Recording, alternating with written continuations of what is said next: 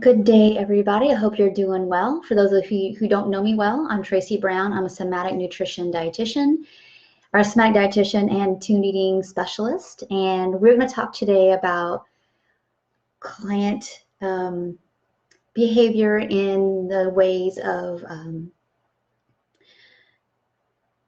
which kind of people reach out to us and through our food, either directly or indirectly, or what we're seeing in session says so much about what they feel like they need and want, but can't directly ask for it, as well as the needs that they're prohibiting for all kinds of good reasons, and usually 99% of the time it's about protection.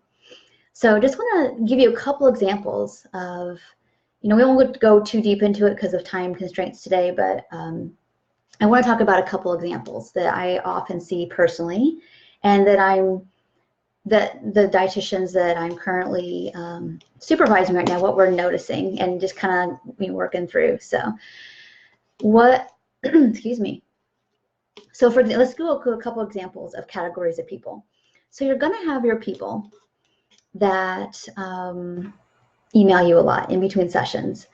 That can mean lots of things. So that reach out, that can mean like they're not, they need more sessions, they need a higher level of care, that kind of thing. Oftentimes though, they actually just, that basically is attachment thing. When people are reaching out to you via text or via email, and if the boundary has been clearly stated early on, that like if you need something in between, if it's a quick little short affirmation of something like when's your appointment time, or kind of a clarification on this worksheet you gave me, and that's kind of it, and they rarely connect with you between sessions, that's a sign like, okay, this is a good level of care, as well as most of the time. Now there's exceptions, but there's a level of, it's a good level of care for them, and they've got enough capacity and healthy attachment within themselves or other people that if they feel uncomfortable, they can journal, they can write it out. Now the clients that basically our clients who have a lot of attachment ruptures are going to be the ones a lot of times that reach, want reassurance constantly. And so your clients that constantly need reassurance, when I say constantly, like not every week maybe, but if they're in some emotional turmoil, they're going to reach out to you more, because there's this reaching for, I don't know how to internally soothe myself. And that may be true, that they don't really have access to a lot of internal self-soothing. So they're either acting out through struggles with food, or GI discomforts, or just like recognizing that they want lots of reassurance that the food's not too much, or am I doing the right thing, or what should I eat? Those things happening in between sessions. Or I saw my weight and just want to let you know.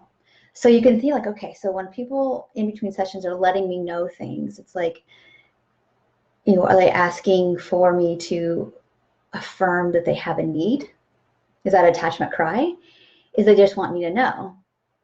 And so one of the best things you can do in that situation is, and you're on the line, it's tricky because sometimes you're on the line between colluding with like either the eating disorder by reassuring them that things are okay with their food or weight, but there's also an attachment issue there too. And so something that's really important to say, yeah, I hear you. Is there something that we maybe need to do a session about earlier than your next one? I'd be happy to take time with that. Or what is it you're looking for? And just be really gentle to acknowledge that, yes, I see you here. I see you. I hear you. But you don't want to get into like a therapeutic issue or something that like you would do in session over text or email. And so if you find yourself getting pulled into some of those things, remember that when you got to back off with we got to reassess our boundary here and be gentle and kind, but clear that this is really, really important stuff, but we need to do this in session. And so if I know your next session is next Tuesday, which is Thursday, would you like to do, let's see if I can make some space in my book like today or tomorrow, and see if we can get you in. Do you need an emergency session? And it's a little bit more of a fee for the weekend if that's something you offer or want to do. And there's all kinds of ways you can do it, but it's really important, I think, that we do acknowledge that people email us or text us. But I want to take a step back before you feel like I got to fix something or rescue, and more about first regulate this need for this need for acknowledgement, and then but refrain from like trying to fix it immediately, because I did that in session. Actually, as happened to me yesterday, I had a client. She's in a little bit of like crisis with some GI stuff and is not able to discern yet actually like what's danger, and being willing to be the confident adult to reach for like what she needs to do. And so she's kind of wanting to be taken care of, which is understandable, but you know, we have to also help them, you know, grow up. And I say this lovingly, these pieces of themselves that feel like abandoned and not heard and not seen, and encourage what you know is competent and strong about them to take care of those things. Because they're kind of reaching out for us for reassurance, but not necessarily to like anything they want to take action on. So it's really important that you have the time and the bandwidth and the space to deal with these things appropriately in a, you know, hour-long session versus via text when you're on the way to get your kid, or you're making dinner or whatever. So it's really important that you take a second before you respond to things in between sessions, let's say. And that's just one example. Other examples are going to be, let me think of another good example. You know, just like, for example, a person who, like, oh, nothing's helping me. Nothing works, nothing works. So there's some like burden and endearingness there, right? Of like, I'm talking to you about how maybe I want to fix some things, but part of me is so used to the suffering that I don't really maybe kind of take action or follow through with some of the things I say. Not even I ask them to do, but like some things they say they want to do.